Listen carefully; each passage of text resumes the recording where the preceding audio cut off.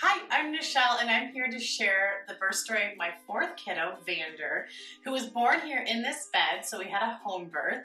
But I'm going to go back a little bit and talk about the before, the right before, and then during his birth, and just share a little bit about our journey. So the idea that labor was coming comes with different signs and symptoms that people have. So being in the birth world, I know all the things to look for, but also know that not one of them means you're going to go into labor that day or really tells you much of anything. So I was tuning into the symptoms of how I was feeling. So was I having any loose stools? Did I lose a mucus plug? Things like that. So earlier in the week, so he was born on Wednesday evening around dinner time, and I was starting to have just some more period cramps earlier in the week. So Sunday, Monday, I had one contraction in the middle of the night on Monday night where I was like, ooh, maybe I'm going to go into labor the next day. Because it was in the middle of the night that I had a contraction. But it was just one.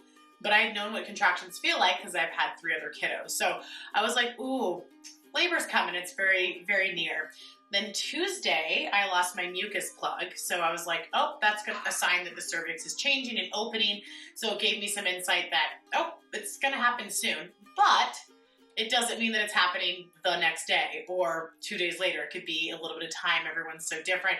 Or it could be that afternoon. So I was knowing that there's signs and things happening with my body. I felt Vander getting lower, so I feel baby position on my patients, but I feel it on myself every night. So I was feeling that his head was getting lower. I had my husband Antonio feel, since he also feels for where baby's at with what we do in the prenatal space. And so I was like, what do you feel? And he's like, is baby not head down? I was like, no, baby's head down. What do you feel? He's like, oh, like barely any of the head. And I just remember it being really funny because he said, oh man, there's not much space there for there to be like a whole head in there. I'm sorry, babe. And I'm like, thanks. But I didn't feel the sensation a lot of people tell me, like, it feels like there's a bowling ball between your legs, but I could feel from feeling above my pubic bone that he was getting lower. One thing that I have done this time, and I did the last time as well, is I actually checked my own cervix. So it's not something I necessarily recommend other people do, but I had tracked my cycle in the past with feeling where the cervix position was, open or closed, cervical fluids, things like that. So I was aware of my own body. And I think it's just interesting for women just to be in tune and know what's going on with their body and know that like their cervix isn't something that just their provider can check. So I was just curious. And so I had been feeling that weekend before he was born, just what was going on. So washed hands, all that type of stuff, and then felt, and I could feel that my cervix was coming forward. It wasn't completely forward. I could feel that it was probably around 2 to 3 centimeters dilated and soft. So I knew things were happening and changing. That's kind of the before Vander decided he was going to make his arrival. So I had taken off. My last day was Friday, and then I had the whole weekend.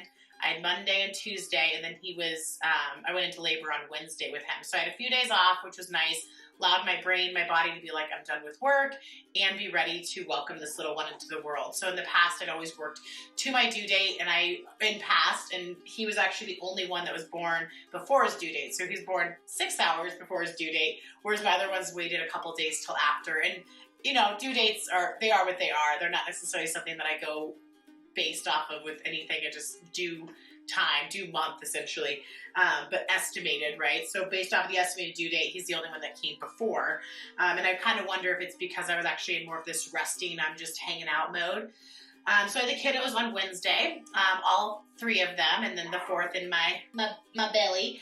And I started having a few contractions in the morning. So in the morning, I was homeschooling the kiddos, the 2 older ones, and it was around 10 that I was like, oh, I feel something. So really mild, but because I am a 4th-time mom, I was like, I feel like this is kind of what it felt like with my 3rd when I went into labor during the day, where I just noticed it. So it wasn't that like, oh, I'm in labor. It was like I could go about my day, but I would notice discomforts that were similar to a contraction, just really, really mild. So I was like, I wonder if anything will come of this. So we had a few things that we needed to do that morning.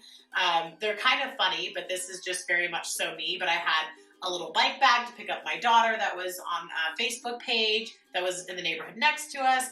I had a filing cabinet I was picking up because our filing cabinet is too big to fit underneath our desk in our office. And on my side of the bed, there's a bassinet now, but before there was a big dog kennel. And the dog kennel couldn't fit in our office because of where the filing cabinet was. So the night before, I found a new filing cabinet, so I needed to drive to pick that up. So I did, which it was about a 20-minute drive away, and I promised the kids we were going to stop off at the coffee shop that we go to, and we would read a few books and grab a treat. So I was kind of monitoring when I would feel those sensations of early contractions, and I was like, okay. And they were happening like every 10 to 12 minutes, but they were really mild, like nothing I even needed to breathe through. They were just noticeable. And they weren't Braxton Hicks. They weren't just like a tight knee. It was like, that's like not super comfortable, but it was a little bit more than a period cramp. So I'm going about my day. We go pick up the stuff. We're at the coffee shop by around 11:20. We hang out there for about 40 minutes. We read a couple books. The kids split a nice treat. And then all of a sudden it starts snowing outside, and it was supposed to just like snow maybe a couple hours later, just a little bit. I was like, whoa, that came in sooner than I thought. So we're like running out to the car, and the kids are laughing because it's snowing and they're having a great time. And I told them, like, our midwife is coming over at 1 o'clock, so we're going to go home, eat lunch, and then we're just going to have some quiet time.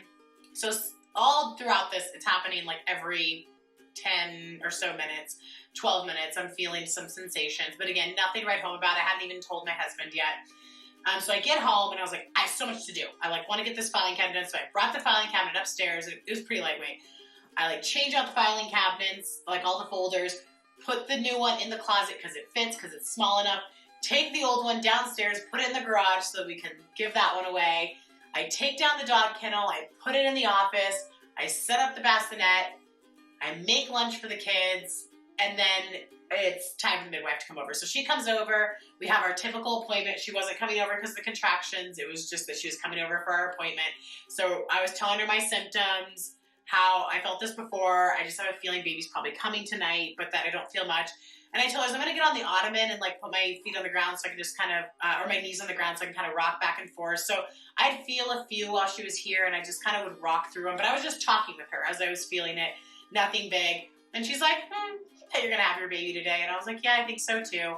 And so now she's leaving at around 2 o'clock or so. I mean, she didn't stay for super long because she knew she'd probably be back that night.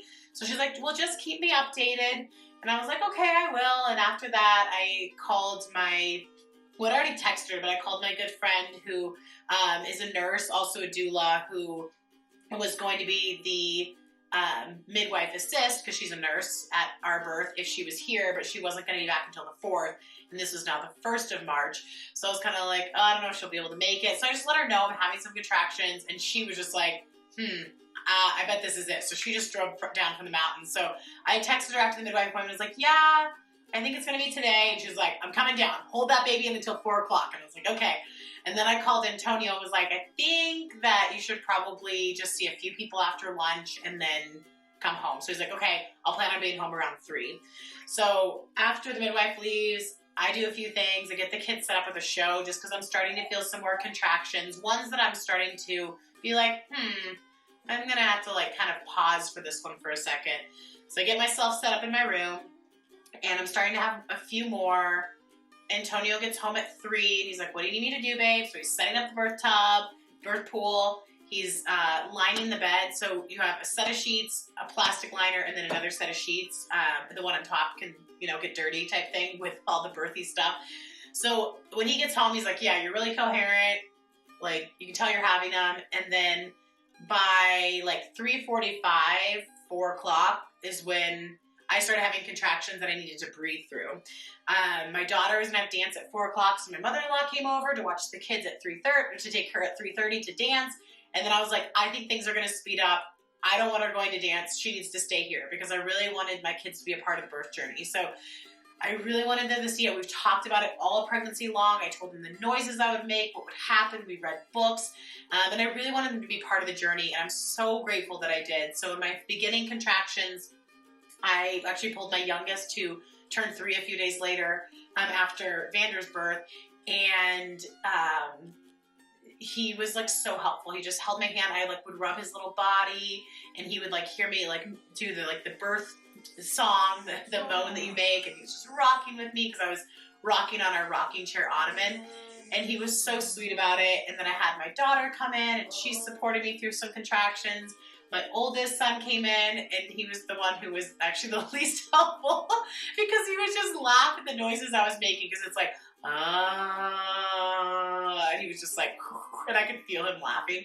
I was like, bring the 3-year-old back in. So I kept calling Tage back in for contractions, because the oxytocin from my little baby, who was going to help me get this baby out, was just so beautiful. And he was so endearing. He laid down next to me while I was having them. He held my hand.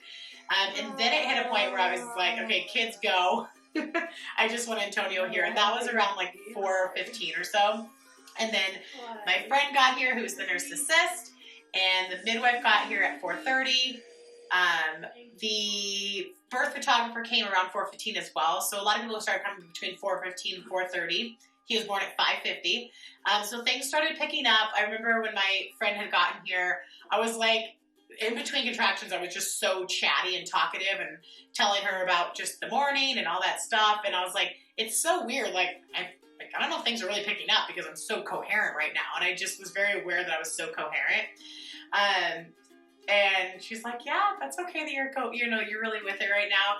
And then it was probably around 5 o'clock that I became a lot more like in the mode, like in like the birthing mode, not as talkative.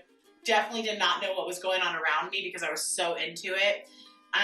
My big goal for my birth was to see if I could manage it and come out from it and say like it was a pain-free birth. It was just one of my goals. It was something that I was really working on with my mindset and things I was telling myself and mantras I wanted to have. And I truly believe that until, I should chat more about my husband, but probably around 5:30, that I could say that the whole birth there was some tension and pressures and some discomforts, but that I wasn't in pain. And a lot of that was my biggest mantra was actually, it was inspired by two things. One, it's inspired by a song by an artist we love, Trevor Hall, where his album is called In and Through the Body, and his song is Blue Sky Mind. And so one of the words is like, one of the like common phrases and things that are said over and over again is like in and through the body. And it was also inspired by, I tell people, I'm like once you're pregnant and you go through the whole pregnancy, the only way out is through. So whether it's a vaginal birth or a belly birth, like the only way to get that baby out is like it to go through, right? It's just this process. And so I would say in and through the body. So when I would have a contraction, I would let it flood through me and it would go in and through. And that's what I would tell myself. I also told myself, because I just past births and things that I know about, if you have a relaxed jaw, you can have a relaxed pelvic floor, a relaxed jaw, open cervix. And so I would tell myself as I was going through a contraction, like, relax your jaw. Like as I was going, that deep sound also helps you relax your jaw and your pelvic floor. So I was saying that.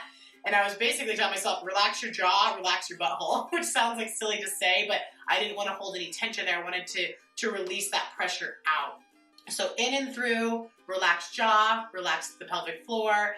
And then the other thing that I really worked through was envisioning the position of my baby, like baby going through my pelvis. Also that as that cervix extends, it comes up, that uterus gets stronger at the top and the fundus gets strong to help push the baby out. So I was just envisioning this shift, paying attention to how I should move my hips as he was going through my pelvis. And so all those things really helped me. And I really felt pressure and tension, but I didn't feel pain for most of it. And then I hit a spot where he definitely dropped in my pelvis. My sacrum and pelvis was opening. And so at that point, I started feeling a lot more pressure. Antonio kept reminding me to switch positions so that I could get progress in my labor. So he's like, okay, I think we should come out of this position, try a different one. And so I did that, and I, reluctantly, but he was a really good partner in that. He also knew my goal of wanting to catch my own baby, deliver my own baby, if you will, in terms of like helping guide the process.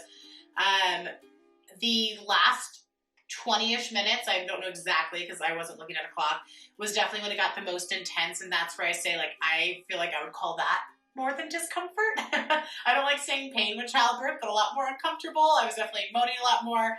I was leaning over the bed, so I was still standing, and then I hit a point where I couldn't stand anymore. I just felt like too weak, and that's probably because so much gapping was happening in my pelvis. So then I got on all fours on the bed, and actually right before that my water broke, and that's when I had this big release of pressure, and then I felt really pushy. So then I kept feeling like with each contraction, so I started pushing. I was starting to get a little discouraged because I felt like with how my body was wanting to push, like he should get out like sooner. So once I got onto all fours, I started feeling pressure, but knowing that like he wasn't crowning quite yet. So like these contractions weren't really like pushing. They were more just like pulling him down still. And I was feeling my own sacrum in the back, feeling if it was like shifting back, and I could feel that kind of opening of that sacrum. So I was like paying attention to all this stuff while trying to stay in like my mammalian like hindbrain, but also like tuning into the position of baby. So fast forward a little bit, I start really actually pushing. That's where I'm like, oh, that pressure, there's nothing like it. I definitely, the kids were brought in at this point, and I knew they were there, and like with them knowing they were there, I was like, okay, like this baby's coming soon. The only way out is through. So I was like, you just like, this is the last time, you just need to push your baby out. So I was waiting for the contractions to surge. They were basically stacking on top of each other. So it was almost like 2 minutes. So Antonio would be saying things like, oh yeah, all right, great job, babe. And I'd be like, nope, it's not over. I'm still pushing with a contraction, because they were linking together. So those were really long contractions. So there were these really long phases of pushing. So I was doing things like, ha, ha, ha, ha, ha, ha, ha, because I was trying not to push too hard and like tear my perineum. And I heard my midwife say, I can't remember what her words were, basically kind of like, you know, like slow, which is hard when you kind of just want to like full steam push something out. So I was working on that. One funny thing is that, so I was on all fours and Tony was in front of me. I was holding his hand, and I was actually digging my forehead into his knuckles. It was almost like this pain distractor. I was like rubbing my head into his knuckles to like kind of distract from the discomforts I was having lower. So eventually, and by the way, the whole time, I'm definitely pooping a lot, and I know it, and there's no way for me to stop it. And I think that always worries people they're going to poop during labor. Yeah, you probably will. There's a lot happening, a lot of pressure. Everything is expanding. The anus is expanding. The vagina is expanding. Everything is. And you have hormones that are loosening your stools. So I had loose stools, which I didn't mention earlier, around like noon, right before the midwife came over. I was like, oh, I probably am going into labor. My body's clearing things out. But when you're pushing, it's also going to continue to clear things out. So the kids have a good memory of seeing their mom poop in her room, which is, I think, funny because of their ages. So I'm pushing, finally heads out. The kids really remember that part. They're like, my 3-year-old's like, baby, head out, face, mommy. And it's just so funny because of what I think they'll remember from this. You okay, buddy? We're telling your birth story. Do you remember it? So his head's out, and now it's like, okay, it's close. Like literally, this baby is going to be out of my body at any moment. And Antonio's like, you wanted to catch, actually, right before that, when the head was out, Antonio goes, feel the baby, his head's out, like, or he didn't know it was a boy yet, but feel your baby, like, you know, baby's head's out. So I like, felt through. We have a cool picture of that. And that was really powerful. Like whenever you can feel your baby's head, you're like, yes, I'm almost there.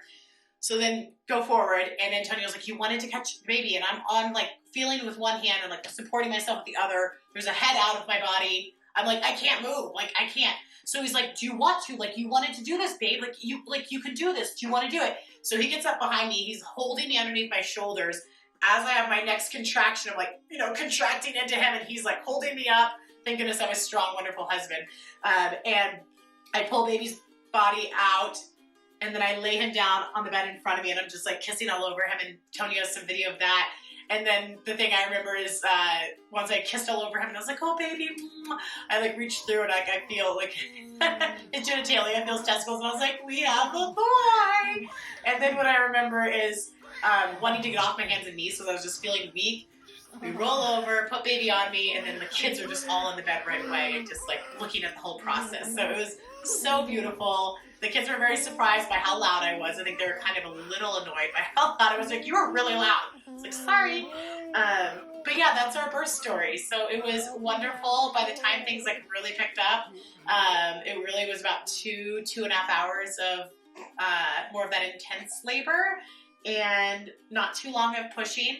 The pushing was a little bit longer than expected because his left hand was actually by his face as he came out, which I did feel his left hand by his face when he was in utero. I noticed that every night when I would feel him head down. So that was just, that added probably a few more minutes to my pushing, just because of the little bit of extra expansion that you need when you have like a hand and like another body part there. So then afterwards, it was so beautiful to be at home. I didn't have to transfer, didn't have that. When do we go to the hospital? When do we go to the birth center? Didn't have the uncomfortable car ride there. It was just in my own space. My music was on, which was that song on repeat. So it's only about, I think, a minute and a half song. And it was on repeat for like 2 hours. I was like, sorry, everybody. Good thing it's a pretty song. I had my salt lamp on. And then afterwards, it was like, okay, food from my fridge. People brought it. The whole team took such good care of me. The photographer continued taking pictures of all the beautiful moments. I was able to just be with the baby. I didn't get interrupted for a really long time in terms of checking on me, in terms of like looking at my perineum or blood pressure. They were monitoring me, but just didn't need to be like up in my space, and they didn't need to do anything to baby. He was, healthy and well, so he just got to be on me. We did a breast crawl, so that's where you let the baby find the breast on their own, and that was really cool. He did a great job finding the nipple and latching right away, and we filmed some of that as well, the breast crawl, which is going to enhance the chances of successful breastfeeding when you're able to do it that way. There's a lot of things that set you up for success with that in terms of just how God designed us with the mammary glands around the nipple making a smell similar to the amniotic fluid, which is on them so they can smell it. You have certain reflexes that help them be able to push with their legs. You have the suckle reflex. You have the nipple gets darker, so it's almost like a target. It's easier for them to see, more of that contrast, so it gets darker throughout pregnancy. So we did the breast crawl. The older two kiddos helped cut his cord together. It was just beautiful. And what I didn't mention also is that all throughout labor, the kiddos were downstairs making cards for me. So they would say like, we love you so much, Mommy. We love you more than anything, Mommy. They made me keep going, Mommy. And they would come in and hand it to me so quietly, and I'd read it. And that was just like extra oxytocin and love. And it just wouldn't have been the same in any other situation than my own home, that they could go downstairs and make cards and come up and bring them to me, and then just be in the room so easily and hop on the bed with me, and just the whole process. And they stayed up late that night, and it was just so beautiful to do it in my own home. And I have so much more to say about that, but it was really nice to not have any interruptions in the beginning hour with him. I just got to have my golden hour. The midwife and the whole team cleaned up everything, so they left me with peri bottles that were filled with sitz bath herbs. They, got me taken care of, got the whole bathroom set up with the Depends that I would wear and pads, and, cleaned up the bed that we were on so we'd be ready to sleep that night. They, prepped some food in the kitchen. They left the kitchen clean. There was no amniotic fluid or blood or pads or anything that was left here. It was all cleaned up. So I think people with a home birth think, oh, it's so gross, you have to clean it all up. And it's like, no, they do it all for you. They had the dishwasher running before they left. They had a load of laundry that was going before they left that was in the dryer. So that we really got taken care of, and it was such a beautiful journey. And I'm so excited to support anybody who has any curiosities about how to manage a pain-free birth, how to navigate the breast crawl, any questions about home birth, because it really was such a beautiful journey. And I'm so grateful that with our fourth kiddo, we got to experience a home birth and a really beautiful birth at that. When you have a great birth journey and a birth story, it really improves the chances of having a wonderful postpartum. And that's exactly where I'm at 1 week out. I'm in complete bliss. I have supportive family, of friends, of a great birth team, a wonderful partner, and it just feels really nice. So, your birth story and the people who are on your team really make a difference in that.